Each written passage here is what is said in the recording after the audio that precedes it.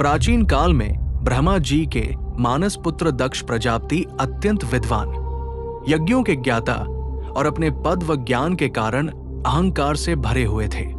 उनकी पुत्री सती बचपन से ही भगवान शिव की अनन्य भक्त थी और उन्होंने मन, वचन और कर्म से केवल महादेव को ही अपना पति माना।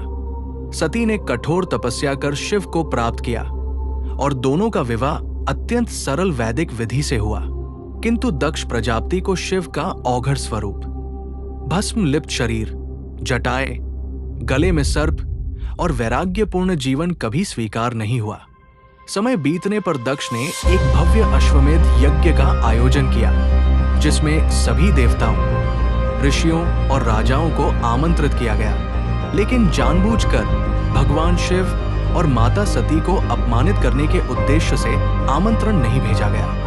जब सती को इस यज्ञ का समाचार मिला तो पुत्री धर्म के कारण उनका मन विचलित हो गया और उन्होंने बिना बुलाए ही यज्ञ में जाने की इच्छा प्रकट की। भगवान शिव ने उन्हें समझाया कि जहां सम्मान न हो वहां जाना उचित नहीं, परंतु सती पिता के घर जाने से स्वयं को रोक न सकी और यज्ञ स्थल पहुंची। वहां उन्होंने देखा कि सबके लिए आदर है, लेकिन उनके पति शिव के लिए न कोई आसन है न कोई सम्मान।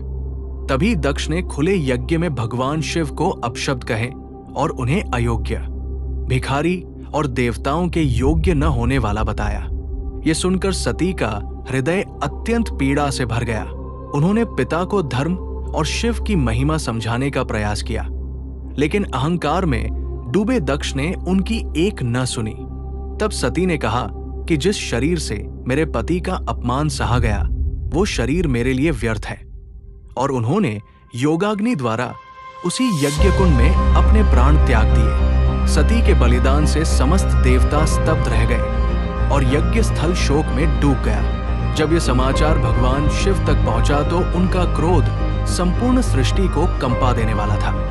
उन्होंने अपनी जटाओं से वीरभद्र को उत्पन्न किया, जिसने यज्ञ का विध्वंस कर दिया और दक्ष का अहंकार चूर चूर कर दिया।